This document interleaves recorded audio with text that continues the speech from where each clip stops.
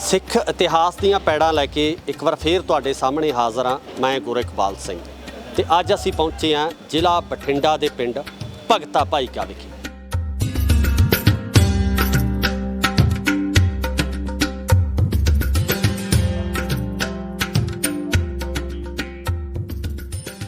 ਭਗਤਾ ਭਾਈਕਾ ਦੇ ਵਿੱਚ ਇੱਕ ਖੂਹ ਦੱਸਿਆ ਜਾਂਦਾ ਹੈ।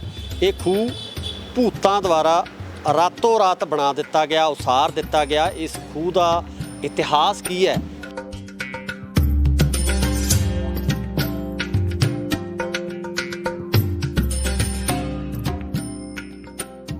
ਕੀ ਇਹ ਖੂਹ ਵਾਕਿਆ ਹੀ ਭੂਤਾਂ ਦੁਆਰਾ ਬਣਾਇਆ ਗਿਆ ਸੀ?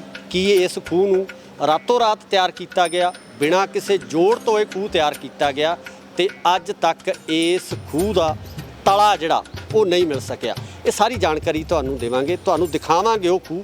ਵੀਡੀਓ ਨਾਲ ਜੁੜੇ ਰਹੋ। ਆਓ ਦਿਖਾਉਂਦੇ ਹਾਂ ਤੁਹਾਨੂੰ ਉਹ ਖੂਹ।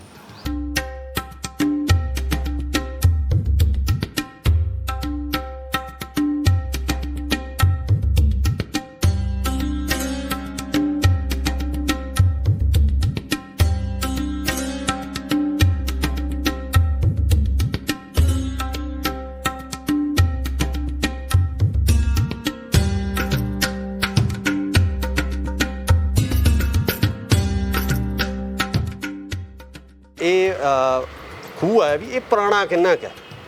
ਵੀ ਪੁਰਾਣਾ ਤਾਂ ਜੀ ਸਾਡੀਆਂ ਸੁਰਤਾਂ ਤੋਂ ਪਹਿਲਾਂ ਦਾ ਸਾਨੂੰ ਕੋਈ ਪਤਾ ਹੀ ਨਹੀਂ ਤਾਂ ਪੁਰਾਣੇ ਕੋਈ ਪਤਾ ਨਹੀਂ ਨਾ। ਲਿਖਤੀ ਇਤਿਹਾਸ 1761 ਸਮੰਤ ਦੇ ਵਿੱਚ ਆ ਰਿਹਾ ਇਹਦਾ। ਤੇ ਜੇ ਈਸਵੀ ਦੇ ਵਿੱਚ ਗੱਲ ਕਰੀਏ 1705 ਈਸਵੀ ਦੇ ਵਿੱਚ 1705 ਜਿਹੜਾ ਆਪਾਂ ਨੂੰ ਲਿਖਤੀ ਇਤਿਹਾਸ ਮਿਲਦਾ ਹੈ, ਜਿਹੜਾ ਇਹਦਾ ਇਤਿਹਾਸ ਮਿਲਦਾ ਹੈ। ਇਤਿਹਾਸ ਮਿਲਦਾ, ਲਿਖਤੀ ਇਤਿਹਾਸ ਮਿਲਦਾ ਹੈ। ਸਮੰਤ 1761 ਈਸਵੀ ਆ ਰਹੀ। ਨਹੀਂ, ਪਹਿਲਾਂ ਜਿਵੇਂ ਸਿੱਧਾ ਜਿਵੇਂ ਅਸੀਂ ਬਾਹਰ ਅੰਦਰ ਸੁਣਦੇ ਹਾਂ ਜਾਂ ਜਿਵੇਂ ਦੱਸਿਆ ਜਾਂਦਾ ਕਿ ਇਹ ਜਿਹੜਾ ਖੂਹ ਹੈ ਇਹ ਕਿਸੇ ਮਨੁੱਖ ਵੱਲੋਂ ਜਾਂ ਇਨਸਾਨ ਵੱਲੋਂ ਤਿਆਰ ਨਹੀਂ ਕੀਤਾ ਗਿਆ, ਭੂਤਾਂ ਵੱਲੋਂ ਤਿਆਰ ਕੀਤਾ ਗਿਆ। ਕੀ ਇਹ ਸੱਚ ਹੈ? ਇਹਦਾ ਇਤਿਹਾਸ ਜਿੱਦਾਂ ਆਪਾਂ ਪਰੋਲਦੇ ਹਾਂ ਵੀ ਜਿਹੜਾ ਖੂਹ ਲਵਾਇਆ ਗਿਆ ਭਾਈ ਭਗਤਾ ਜੀ ਵੱਲੋਂ ਲਗਵਾਇਆ ਗਿਆ। ਭਾਈ ਭਗਤਾ ਜੀ ਹੋਏ ਨੇ ਭਾਈ ਵੈਲੋ ਜੀ ਦੇ ਪੋਤਰੇ, ਜੋ ਕਿ ਭਾਈ ਫਫੜੇ ਭਾਈ ਦੇ ਵਸਨੀਕ ਸੀਗੇ। ਭਾਈ ਵੈਲੋ ਜੀ ਗੁਰੂ ਅਰਜਨ ਦੇਵ ਜੀ ਵੇਲੇ ਸੇਵਾ ਕਰਿਆ ਕਰਦੇ ਸੀਗੇ ਆਵੇ ਵਿੱਚ ਇੱਟਾਂ ਪਕਾਉਣ ਦੀ।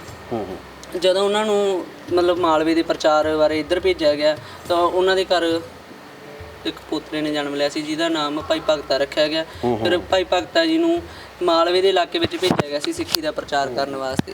ਤੇ ਹੁਣ ਆਪਾਂ ਗੱਲ ਕਰੀਏ ਵੀ ਉਹਨਾਂ ਨੂੰ ਅਧਿਆਤਮਕ ਸ਼ਕਤੀਆਂ ਕਿੱਦਾਂ ਮਿਲੀਆਂ।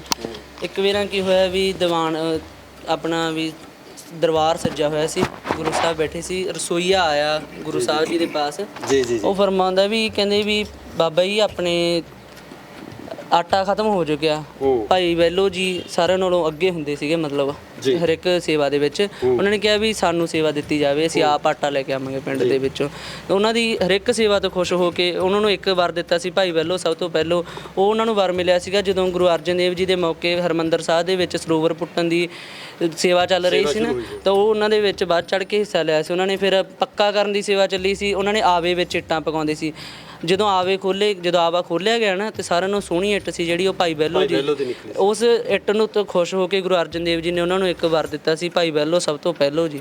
ਤੇ ਦੂਜੀ ਸੇਵਾ ਉਹਨਾਂ ਨੂੰ ਜਿਹੜੀ ਉਹ ਮਤਲਬ ਪਿੰਡ ਦੇ ਵਿੱਚ ਸੇਵਾ ਕਰਦੇ ਸੀਗੇ ਨਾ, ਉਹਦੇ ਵਿੱਚੋਂ ਖੁਸ਼ ਹੋ ਕੇ ਉਹਨਾਂ ਨੂੰ ਅਧਿਆਤਮਕ ਸ਼ਕਤੀਆਂ ਉਹਨਾਂ ਦੇ ਵੱਸ ਕਰਤੀਆਂ ਸੀ। ਅਧਿਆਤਮਕ ਸ਼ਕਤੀਆਂ ਉਹ ਹੁੰਦੀਆਂ ਜਿਨ੍ਹਾਂ ਨੂੰ ਆਪਾਂ ਨਹੀਂ ਦੇਖ ਸਕਦੇ, ਸਿਰਫ ਮਹਿਸੂਸ ਕਰ ਸਕਦੇ, ਉਹਨਾਂ ਨੂੰ ਦੇਖ ਨਹੀਂ ਸਕਦੇ। ਉਹ ਪੀੜ੍ਹੀ ਦਰ ਪੀੜ੍ਹੀ ਅੱਗੇ ਦੀ ਅੱਗੇ ਆਉਂਦੀਆਂ ਰਹੀਆਂ। ਹੁਣ ਆਪਾਂ ਗੱਲ ਕਰਦੇ ਹਾਂ ਵੀ ਇਹ ਚਲੀਆਂ ਕਿਵੇਂ ਗਈਆਂ। ਜਦੋਂ ਭਾਈ ਭਗਤਾ ਜੀ ਇੱਥੇ ਪਹੁੰਚੇ ਤਾਂ ਉਹਨਾਂ ਨੇ ਦੇਖਿਆ ਵੀ ਇੱਥੇ ਪਹੁੰਚ ਕੇ ਉਹਨਾਂ ਕੋਲ ਆਏ ਸੀ ਦੀਵਾਨ ਰਾਮੂ ਸ਼ਾਹ, ਜੋ ਲਾਹੌਰ ਦਾ ਦੀਵਾਨ ਸੀਗਾ। ਰਾਮੂ ਸ਼ਾਹ ਲਾਹੌਰ ਦਾ ਦੀਵਾਨ ਸੀ। ਉਹਨਾਂ ਨੇ ਆ ਕੇ ਉਹਨਾਂ ਨੂੰ ਬੇਨਤੀ ਕੀਤੀ ਭਾਈ ਭਗਤਾ ਜੀ ਨੂੰ ਵੀ ਮੇਰੀ ਜਿਹੜੀ ਪੁੱਤਰੀ ਹੈ ਉਹਨੂੰ ਕੋਈ ਬਿਮਾਰੀ ਹੈ ਮੈਂਟਲ ਤੌਰ 'ਤੇ, ਜੇ ਆਪਾਂ ਕਹਿ ਸਕਦੇ ਵੀ ਪ੍ਰੇਤ ਚੁੰਬੜਿਆ। ਕਹਿੰਦੇ ਵੀ ਅਸੀਂ ਬਹੁਤ ਦਵਾਈਆਂ ਇਲਾਜ ਕਰਵਾ ਲਏ ਪਰ ਨਹੀਂ, ਇਲਾਜ ਨਹੀਂ ਹੋ ਰਿਹਾ, ਵੀ ਅਰਦਾਸ ਬੇਨਤੀ ਕੀਤੀ ਜਾਵੇ, ਤੁਸੀਂ ਜੋ ਕਹੋਗੇ ਮੈਂ ਉਹ ਕਰ ਦਾਂਗਾ। ਭਾਈ ਸਾਹਿਬ ਨੇ ਅਰਦਾਸ ਬੇਨਤੀ ਕੀਤੀ ਤਾਂ ਚਲੋ ਵੀ ਉਹ ਠੀਕ ਹੋ ਗਈ ਜੀ। ਇਸ ਤੋਂ ਬਾਅਦ ਜਦੋਂ ਉਹਨਾਂ ਨੇ ਕਿਹਾ ਵੀ ਦੱਸੋ ਕਿ ਉਸ ਵੇਲੇ ਦੀ ਸਭ ਤੋਂ ਇੱਕ ਆਪਣੀ ਵੱਡੀ ਪ੍ਰੋਬਲਮ ਸੀ ਮਾਲਵੇ ਦੀ ਪਾਣੀ ਦੀ ਪ੍ਰੋਬਲਮ ਸਭ ਤੋਂ ਵੱਡੀ, ਕਿਉਂਕਿ ਪਹਿਲਾਂ ਇਹ ਖੁਸ਼ਕ ਇਲਾਕਾ ਰੇਤਲਾ ਸੀ ਸਾਰਾ ਇਲਾਕਾ। ਹਾਂਜੀ, ਫਿਰ ਇੱਥੇ ਖੂਹ ਲਗਵਾਉਣ ਦੀ ਉਹਨਾਂ ਨੇ ਕਹਿੰਦੇ ਵੀ ਅਸੀਂ ਲਾਹੌਰ ਤੋਂ ਇੱਥੋਂ ਤੱਕ ਸਮਾਨ ਨਹੀਂ ਪਹੁੰਚਾ ਸਕਦੇ, ਅਸੀਂ ਤੁਹਾਨੂੰ ਸਮਾਨ ਦੇ ਸਕਦੇ ਹਾਂ, ਲਿਆਉਣਾ ਤੇ ਲਾਉਣਾ ਤੁਹਾਡੀ ਜ਼ਿੰਮੇਵਾਰੀ, ਅਸੀਂ ਉਹਨੇ ਤੇ ਨਿਸ਼ਾਨੀ ਲਾ ਦਾਂਗੇ।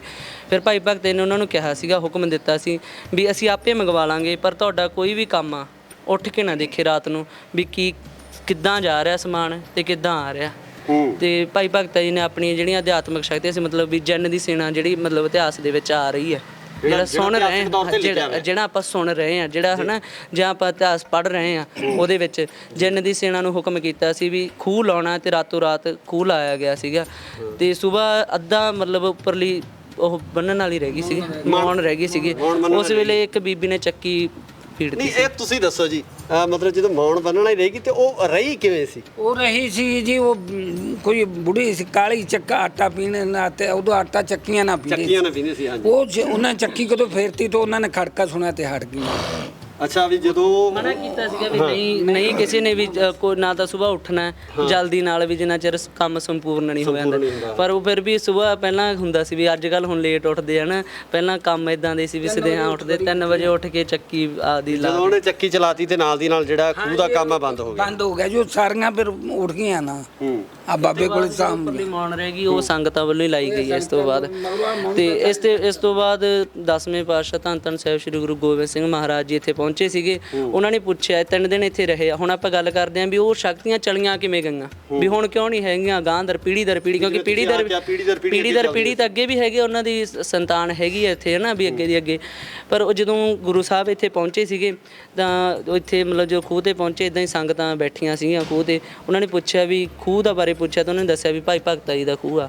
ਗੁਰੂ ਸਾਹਿਬ ਫਰਮਾਏ ਸੀ ਦਮ ਲੱਗਣ ਪਾਤਸ਼ਾਹਾਂ ਦੇ ਸੂਬਣ ਗਰਾਂ ਦਾ ਨਾਂ, ਜਿਸ ਦਾ ਅਰਥ ਹੋਇਆ ਵੀ ਜਿਹੜੀ ਮਿਹਨਤ ਲੱਗੀ ਹੈ ਉਹ ਭੂਤਾਂ ਪ੍ਰੇਤਾਂ ਦੀ ਲੱਗੀ, ਜਿਹੜਾ ਮਤਲਬ ਮਾਇਆ ਲੱਗੀ ਜਾਂ ਹੋਰ ਸਮਾਨ ਲੱਗਿਆ ਉਹ ਦੀਵਾਨ ਰਾਮੂ ਸ਼ਾਹ ਜੀ ਦਾ ਲੱਗਿਆ, ਹੈ ਨਾ। ਤੇ ਵੀ ਜਿਹੜਾ ਨਾਮ ਬਣਾ ਲਿਆ ਉਹ ਭਾਈ ਭਗਤ ਨੇ ਆਪ ਦਾ ਬਣਾ ਲਿਆ। ਜਦੋਂ ਇਹ ਖਬਰ ਭਾਈ ਭਗਤਾ ਜੀ ਦੇ ਪਰਿਵਾਰ ਨੂੰ ਪਹੁੰਚੀ, ਭਾਈ ਭਗਤਾ ਜੀ ਦੀਆਂ 2 ਪਤਨੀਆਂ ਹੋਈਆਂ, ਮਾਈ ਰੱਜੀ ਤੇ ਮਾਈ ਕੌਰਾਂ ਜੀ, 5 ਪੁੱਤਰ ਹੋਏ ਨੇ, ਭਾਈ ਤਾਰਾ ਜੀ, ਭਾਈ ਭਾਰਾ ਜੀ, ਭਾਈ ਬਖਤਾ ਜੀ, ਭਾਈ ਗੁਰਦਾਸ ਜੀ ਤੇ ਭਾਈ ਮਹਿਰਾ ਜੀ। ਉਹਨਾਂ ਨੇ ਗੁਰੂ ਸਾਹਿਬ ਨੂੰ ਰੁਕਣ ਲਈ ਕਿਹਾ ਤੇ ਇੱਕ ਘੋੜੀ ਭੇਟ ਕੀਤੀ ਸੀ ਕਾਠੀ ਚੜ੍ਹ ਕੇ। ਫਿਰ ਗੁਰੂ ਸਾਹਿਬ ਉਹਨਾਂ ਦੇ ਘਰ, ਜਿਹੜਾ ਹੁਣ ਗੁਰਦੁਆਰਾ ਮਹਿਲ ਸਾਹਿਬ ਬਣਿਆ ਹੋਇਆ, ਭਾਈ ਭਗਤ ਜੀ ਦੇ ਘਰ ਰੁਕੇ ਸੀ 3 ਦਿਨ। ਰਾਤ ਨੂੰ ਮਤਲਬ ਭੂਤਾਂ ਉਹਨਾਂ ਦੇ ਉਹਦੇ ਵਿੱਚ ਆਈਆਂ, ਸੁਪਨੇ ਦੇ ਵਿੱਚ ਆਈਆਂ ਸੀਗੀਆਂ। ਗੁਰੂ ਸਾਹਿਬ ਜੀ ਦੇ ਤੋਂ ਆਪਣੀ ਰਿਹਾਈ ਮੰਗੀ ਸੀ ਵੀ ਸਾਨੂੰ ਰਿਹਾ ਕਰਵਾ ਦਿੱਤਾ ਜਾਵੇ, ਜਿੱਥੇ ਭਾਈ ਬਹਿਲੋ ਜੀ ਦਾ ਨਾਮ ਲਿਆ ਜਾਊਗਾ ਸਾਡਾ ਵਾਸਾ ਨਹੀਂ ਰਹੂਗਾ। ਤੇ ਗੁਰੂ ਸਾਹਿਬ ਨੇ ਹੁਕਮ ਕੀਤਾ ਸੀ, ਆਪ ਮਤਲਬ ਮੂੰਹੋਂ ਉਚਾਰਿਆ ਸੀ ਵੀ ਇੱਥੋਂ ਦਾ ਜਿਹੜਾ ਜਲ ਆ ਉਹ ਅੰਮ੍ਰਿਤ ਦੇ ਬਰਾਬਰ ਹੋਊਗਾ, ਸਾਡੇ ਬਰਾਬਰ ਹੋਊਗਾ। ਤੇ ਜਿੱਥੇ ਭਾਈ ਬਹਿਲੋ ਜੀ ਦਾ ਪਾਠ ਕੀਤਾ ਜਾਊਗਾ ਉੱਥੇ ਭੂਤਾਂ ਪ੍ਰੇਤਾਂ ਦਾ ਵਾਸਾ ਨਹੀਂ ਰਹੂਗਾ। ਹਾਂ ਵੀਰ ਕੋ ਤੁਹਾਡੇ ਤੋਂ ਵੀ ਪੁੱਛੂੰਗਾ ਵੀ ਇਹ ਖੂਹ ਦੀ ਖਾਸੀਅਤ ਕੀ ਹੈ? ਜਿਵੇਂ ਤੁਸੀਂ ਪਹਿਲਾਂ ਆਫ ਦ ਕੈਮਰਾ ਦੱਸਿਆ ਵੀ ਇਹ 'ਚ ਜੋੜ ਕੋਈ ਨਹੀਂ ਤੇ ਇਹਦੀ ਡੂੰਘਾਈ ਦਾ ਕੋਈ ਪਤਾ ਨਹੀਂ। ਡੂੰਘਾਈ ਦਾ ਜੀ ਅਸੀਂ ਇਹ ਜੀ ਡੂੰਘਾ ਕੀਤਾ ਸੀਗਾ, ਜਦੋਂ ਹੁਣ ਬਾਅਦ ਦੇ ਵਿੱਚ ਪਾਣੀ ਉੱਤੇ ਆ ਗਿਆ ਸੀਗਾ, ਇਹ ਪਾਣੀ ਥੱਲੇ ਗਿਆ ਸੀਗਾ, ਹੁਣ ਡੂੰਘਾ ਕੀਤਾ ਸੀਗਾ, ਹੁਣ ਉੱਥੇ ਤੱਕ ਇਹ ਪੱਕਾ ਹੀ ਆਈ ਗਿਆ। ਅੱਛਾ, ਸਾਰਾ ਖੂਹ ਪੱਕਾ ਹੈਗਾ। ਅੱਛਾ, ਇਹਦੇ 'ਚ ਹੁਣ ਜੋੜ ਜਿੱਥੋਂ ਤਾਂ ਤੋਂ ਲੈ ਕੇ ਥੱਲੇ ਤੱਕ ਜੋੜ ਕੋਈ ਨਹੀਂ ਗਾ, ਕੋਈ ਜੋੜ ਨਹੀਂ, ਬਿਨਾਂ ਜੋੜ ਤੋਂ ਸਾਰਾ ਕੋਈ ਡੂੰਘਾਈ ਤੱਕ ਜਾਇਆ ਨਹੀਂ ਗਿਆ। ਹਾਂ, ਡੂੰਘਾਈ ਤੱਕ ਥੱਲੇ ਪਤਾ ਨਹੀਂ ਥੱਲੇ ਤੱਕ ਚੜਿਆ ਜੀ। ਅਸੀਂ ਕੀ ਕਰਕੇ ਇੱਥੇ ਝਾਮ ਨਾਲ ਕੱਢਦੇ, ਪਾਣੀ ਬਾਹਲਾ ਚੜਿਆ ਆ, ਉੱਥੋਂ ਸਾਥੋਂ ਜਾਇਆ ਨਹੀਂ ਗਿਆ, ਫਿਰ ਹਟ ਗਏ। ਹੁਣ ਪਾਣੀ ਆਮ ਹੈ, ਵੱਡੀ ਮੋਟਰ ਪਾਣੀ ਜਿੱਦਾਂ ਹੈਗਾ, ਪਾਣੀ ਮੋਟਰਾਂ ਚੱਲਦੀਆਂ, ਮੱਛੀ ਚੱਲਦੀ ਹੈਗੀ, ਸਾਰਾ ਨਹਾਉਣ ਨੂੰ ਕੀ ਤੇ ਇੱਥੇ ਵਰਤਣ ਨੂੰ ਸਾਰਾ ਜਲ ਖੂਹ ਦਾ ਹੀ ਚੱਲਦਾ, ਇੱਥੋਂ ਹੀ ਚੱਲਦਾ। ਇੱਕ ਤੁਸੀਂ ਦੱਸਿਆ ਸੀ ਕਿ ਇਹ ਖੂਹ ਦੇ ਵਿੱਚ ਡਿੱਗ ਵੀ ਪਏ ਸੀ ਕੁਝ। ਹਾਂਜੀ, ਜਿੱਦਾਂ ਹੁਣ ਨਾ ਅੱਜ ਕੱਲ੍ਹ ਆਪਣੇ ਆ ਜਾਂਦਾ ਵੀ ਬਹੁਤੇ ਨਹੀਂ ਮੰਨਦੇ ਜੀ ਭੂਤਾਂ ਨਹੀਂ ਹੁੰਦੀਆਂ, ਹੈ ਨਾ, ਪ੍ਰੇਨੀਆਂ। ਪਰ ਸਾਇੰਸ ਇਹ ਗੱਲ ਨੂੰ ਸਿੱਧ ਕਰਦੀ ਆ ਵੀ ਜਿਹੜਾ ਆਪਣਾ ਵਾਤਾਵਰਨ ਆ, ਵਾਯੂਮੰਡਲ, ਉਹਦੇ ਵਿੱਚ ਹਰ ਇੱਕ ਤਰ੍ਹਾਂ ਦੀ ਸ਼ਕਤੀ ਹੈ, ਨੈਗੇਟਿਵ ਪੋਜ਼ਿਟਿਵ, ਪਰ ਉਹ ਆਪਦੇ ਸਮੇਂ ਨਾਲ ਆਪਦਾ ਰੂਪ ਬਦਲ ਰਹੀ ਹੈ। ਜਿਵੇਂ ਹੁਣ ਆਪਣਾ ਚਲ ਆਪਣੇ ਤੇ ਗੱਲ ਲਾਓ ਵੀ ਆਪਾਂ ਸਮੇਂ ਦੇ ਨਾਲ ਨਾਲ ਬਦਲ ਰਹੇ ਹਾਂ, ਉਸੇ ਤਰ੍ਹਾਂ ਸਮੇਂ ਦੇ ਨਾਲ ਨਾਲ ਹਰ ਇੱਕ ਤਰ੍ਹਾਂ ਦੀ ਜਿਹੜੀ ਨੈਗੇਟਿਵ ਸ਼ਕਤੀ ਆ, ਉਹ ਵੀ એનર્ਜੀ ਉਹ ਵੀ ਬਦਲ ਰਹੀ ਹੈ, ਤੇ ਪੋਜ਼ਿਟਿਵ એનર્ਜੀ ਵੀ ਆਪਣਾ ਰੂਪ ਬਦਲ ਰਹੀ ਹੈ। ਤੇ ਇਸੇ ਤਰ੍ਹਾਂ ਇੱਕ ਵਾਰ ਵੀ ਇੱਥੇ 3 ਬੀਬੀਆਂ ਨੇ, 2 ਤਾਂ ਇੱਕ ਵੱਲੋਂ ਇੱਕ ਸਿੱਟੀ ਗਈ ਸੀ ਤੇ 2 ਨੇ ਸੁਸਾਈਡ ਕਰਨ ਲਈ ਵਿੱਚ ਛਾਲ ਮਾਰੀ ਸੀ ਇਸੇ ਖੂਹ 'ਚ। ਪਰ ਉਹਨਾਂ ਨੂੰ ਅਗਲੇ ਦਿਨ ਰਾਤ ਨੂੰ ਮਾਰੀ, ਅਗਲੇ ਦਿਨ ਜਿਉਂਦਿਆਂ ਨੂੰ ਕੱਢ ਲਿਆ ਸੀ। ਤੇ ਹੁਣ ਉਹਨਾਂ ਦੀ ਆ ਪਿੱਛੇ ਜੇ ਇੱਕ ਬੀਬੀ ਦੀ ਤਾਂ ਡੈਥ ਹੋਈ ਹੈ, ਕਾਲ ਚਲਾਨਾ ਕਰੇ ਨੇ, ਆਪਦੀ 70 ਸਾਲ ਦੀ ਉਮਰ ਭੋਗ ਕੇ, ਹੈ ਨਾ, ਕਾਲ ਚਲਾਨਾ ਕਰੇ ਨੇ ਉਹ। ਤੇ ਆਪਣੇ ਜਿੱਦਾਂ ਹੁਣ ਇਦਾਂ ਹੀ ਕੋਈ ਹੰਕਾਰੀ, ਇਹ ਕਿਵੇਂ ਹੋ ਸਕਦਾ ਵੀ ਕਿਸੇ ਨੇ ਰਾਤ ਨੂੰ ਛਾਲ ਮਾਰੀ ਹੈ ਤਾਂ ਉਹਨੂੰ ਅਗਲੇ ਦਿਨ ਜਿਹੜਾ ਸਵੇਰੇ ਕੱਢਿਆ ਜਾਂਦਾ ਤੇ ਇੰਨਾ ਟਾਈਮ ਬਚੇ ਕਿਵੇਂ? ਇਹੀ ਤਾਂ ਇਹਦੇ 'ਚ ਨਲਕੇ ਦੀਆਂ ਪਾਈਪਾਂ ਸੀਗੀਆਂ, ਪਾਈਪਾਂ ਨੂੰ ਹੱਥ ਪਾ ਕੇ ਵਿੱਚ ਉਹ ਜਿਹੜੀਆਂ ਥੱਲੇ ਪਾਣੀ ਕੱਢਣ ਵਾਸਤੇ ਨਲਕਾ ਸੀਗਾ, ਉਹ ਨਲਕੇ ਦੀਆਂ ਪਾਈਪਾਂ ਨੂੰ ਹੱਥ ਪਾ ਕੇ ਵਿੱਚ ਬੈਠਾ ਰਹਿੰਦਾ ਸੀਗਾ ਬੰਦਾ। ਅੱਛਾ, ਤੇ ਜਦੋਂ ਤੜਕੇ ਮੱਥਾ ਟੇਕਣ ਆਉਂਦਾ ਸੀਗਾ ਜੀ, ਉਦੋਂ ਪਤਾ ਲੱਗਦਾ ਸੀ ਵੀ ਥੱਲੇ ਵਿੱਚ ਕੋਈ ਬੋਲੀ ਜਾਂਦਾ ਹੈਗਾ। ਬਚਾਉਣ ਵਾਲੀ ਜਦੋਂ ਸ਼ਕਤੀ ਉਹਦੇ 'ਚ ਇੰਨੀ ਸੀ, ਜੋ ਉਸੇ ਨੂੰ ਬਚਾਉਣਾ ਆਪਾਂ ਕੌਣ ਹੈ? ਜਦੋਂ ਬਚਾਉਣ ਵਾਲੇ ਤਾਂ ਕੋਲੇ ਬੈਠੇ ਹੈ, ਕਿਤੇ ਵੀ ਡਿੱਗ ਸਕਦਾ ਉਹ। ਮਤਲਬ 3 ਤਰ੍ਹਾਂ ਦੇ ਇਸ ਤਰ੍ਹਾਂ ਦੇ ਵਾਰਦਾਤਾਂ ਹੋਈਆਂ। ਇਹ ਜਿਹੜੀ ਗੱਲ ਹੈ ਜੀ, ਜਾਲ ਰੱਖਿਆ ਉੱਤੇ ਆਹ ਵੀ ਇਹਦੀ ਜਿਹੜੀ ਡਿਗਾਈ ਦੀ ਗੱਲ ਕਰ ਰਹੇ ਹੈ, ਇਹਦੇ ਤਾਂ ਪੀੜ੍ਹੀਆਂ ਬਾਰੇ ਕੋਈ ਪਤਾ ਨਹੀਂ ਵੀ ਡਿਗਾਈ ਕਿੰਨੀ ਹੈ, ਇਹਦੇ ਵਿੱਚ ਕੋਈ ਕਿਸੇ ਨੂੰ ਜਾਣਕਾਰੀ ਨਹੀਂ।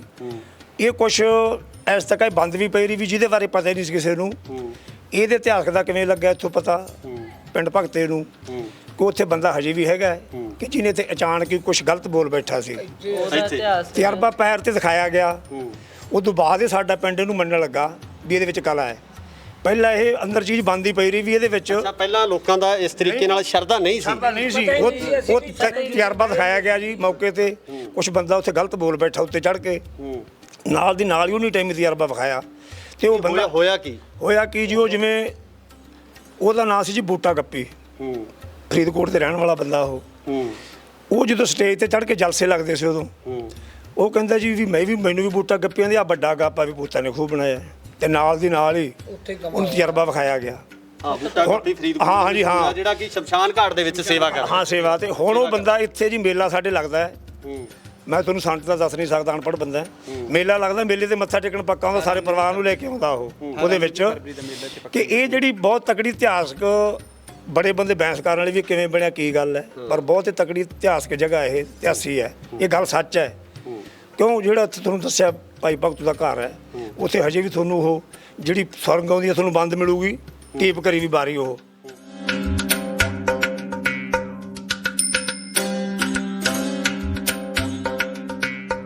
ਤੁਹਾਨੂੰ ਅਸੀਂ ਭੂਤਾਂ ਵਾਲਾ ਖੂਹ ਦਿਖਾਇਆ ਤੇ ਨਾਲ ਹੀ ਇਸ ਦੇ ਇਤਿਹਾਸ ਦੇ ਮੁਤਾਬਕ ਇੱਥੋਂ ਦੀ ਸੰਗਤ ਨੇ ਉਸ ਖੂਹ ਦਾ ਪੂਰਾ ਇਤਿਹਾਸ ਦੱਸਿਆ ਤੇ ਹੁਣ ਅਸੀਂ ਪਹੁੰਚੇ ਹੋਏ ਹਾਂ ਭਾਈ ਭਗਤਾ ਜੀ ਦੇ ਘਰ। ਆਓ ਤੁਹਾਨੂੰ ਦਰਸ਼ਨ ਕਰਾਉਣੇ ਆ ਉਹਨਾਂ ਦੇ ਘਰ ਦੇ।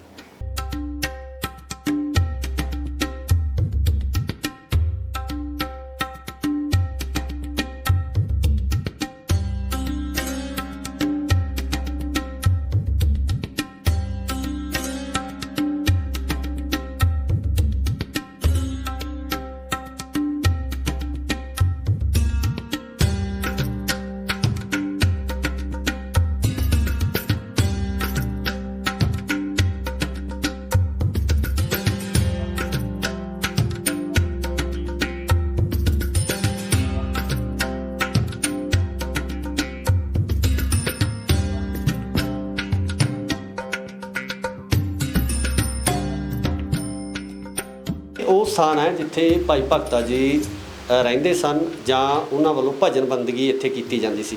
ਸੋ ਇੱਥੋਂ ਦੇ ਜੋ ਵਸਨੀਕ ਨੇ ਉਹਨਾਂ ਦੇ ਦੱਸਣ ਮੁਤਾਬਕ ਇੱਥੋਂ ਇੱਕ ਸੁਰੰਗ ਬਣੀ ਹੋਈ ਸੀ ਜਿਸ ਸੁਰੰਗ ਰਹੀ ਉਹ ਸਾਰਾ ਸਮਾਨ ਇੱਥੇ ਪਹੁੰਚਿਆ ਸੀ ਜਿਹੜਾ ਕਿ ਉਸ ਖੂਹ ਤੇ ਲੱਗਿਆ ਗਿਆ ਜਾਂ ਲਗਾਇਆ ਗਿਆ ਜਿਹੜਾ ਖੂਹ ਭੂਤਾਂ ਦੁਆਰਾ ਬਣਾਇਆ ਗਿਆ ਸੀ। ਇਹ ਸੁਰੰਗ ਕਿਹੜੀ ਸੀ ਜੀ ਕਿੱਥੇ ਸੀ ਸੁਰੰਗ? ਇਹ ਸੁਰੰਗ ਸੀ। ਇਹ ਸੁਰੰਗ ਜੀ ਖੜੇ ਜੇ ਆਪਾਂ ਉਹਦਾ ਘਰ ਆ ਸੁਰੰਗ ਆਹੀ ਹੈ ਜੀ ਇਸੇ ਸੁਰੰਗ ਦੇ ਵਿੱਚ ਹੀ ਆਇਆ ਸੀਗਾ ਉੱਥੇ ਜਾ ਕੇ ਉਹ ਖੂਹ ਤੇ ਸਾਰਾ ਲਾਇਆ ਗਿਆ ਰਾਤੇ ਰਾਤ ਹੀ ਸਮਾਨ ਸੀ ਰਾਤੇ ਰਾਤ ਹੀ ਲਾਇਆ ਗਿਆ। ਭੂਤਾਂ ਵਾਲੇ ਖੂਹ ਦੇ ਅਸੀਂ ਤੁਹਾਨੂੰ ਦਰਸ਼ਨ ਕਰਵਾਏ ਆ। ਇਤਿਹਾਸਕ ਪੱਖ ਤੋਂ ਦੱਸਿਆ ਕਿ ਆਖਰ ਇਹ ਖੂਹ ਬਣਿਆ ਕਿਵੇਂ ਸੀ ਇਸ ਦਾ ਕੀ ਇਤਿਹਾਸ ਸੀ ਪੂਰੀ ਜਾਣਕਾਰੀ ਤੁਹਾਨੂੰ ਦਿੱਤੀ ਹੈ। ਸਿੱਖ ਇਤਿਹਾਸ ਦੀਆਂ ਪੈੜਾਂ ਦੇ ਇਸ ਐਪੀਸੋਡ ਦੇ ਵਿੱਚ ਇਹ ਸਾਰੀ ਜਾਣਕਾਰੀ ਤੁਹਾਨੂੰ ਦਿੱਤੀ ਗਈ ਆ। ਬੇਨਤੀ ਤੁਹਾਨੂੰ ਇੱਕ ਕਰਾਂਗੇ ਕਿ ਤੁਸੀਂ ਆਪਣੇ ਕਮੈਂਟਸ ਦੇ ਵਿੱਚ ਆਪਣੀ ਰਾਏ ਜ਼ਰੂਰ ਦੱਸ ਦਿਆ ਕਰੋ ਤਾਂ ਜੋ ਸਾਡਾ ਹੌਸਲਾ ਵੱਧ ਸਕੇ ਕਿ ਅਸੀਂ ਹੋਰ ਸਿੱਖ ਇਤਿਹਾਸ ਦੀਆਂ ਉਹਨਾਂ ਪੈੜਾਂ ਵੱਲ ਵੱਧ ਸਕੀਏ ਜਿੱਥੇ ਕਿ ਸਿੱਖ ਇਤਿਹਾਸ ਖੜਾ ਹੈ ਤੇ ਉਸ ਇਤਿਹਾਸ ਨੂੰ ਤੁਹਾਡੇ ਰੂਬਰੂ ਕਰੀਏ। ਸੋ ਸਾਡੀ ਇਹੀ ਬੇਨਤੀ ਹੈ ਕਿ ਇਤਿਹਾਸ ਨੂੰ ਬੋਲਦਿਆਂ ਪੜ੍ਹਦਿਆਂ ਕਈ ਵਾਰ ਕੁਝ ਗਲਤੀਆਂ ਹੋ ਜਾਂਦੀਆਂ। ਸੋ ਇਹਨਾਂ ਗਲਤੀਆਂ ਨੂੰ ਸੰਗਤ ਬਖਸ਼ਣ ਵਾਲੀ ਹੈ, ਸੰਗਤ ਹੀ ਉਹਨਾਂ ਨੂੰ ਖਿਮਾ ਕਰਨ ਵਾਲੀ ਹੈ। ਸੋ ਇਸ ਬੇਨਤੀ ਨੂੰ ਪ੍ਰਵਾਨ ਕਰਿਓ। ਮੇਰੇ ਨਾਲ ਕੈਮਰਾਮੈਨ ਲਵੀ ਖੱਤਰੀ ਤੇ ਮੈਂ ਹਾਂ ਗੁਰਿਕਬਾਲ ਸਿੰਘ। ਧੰਨਵਾਦ।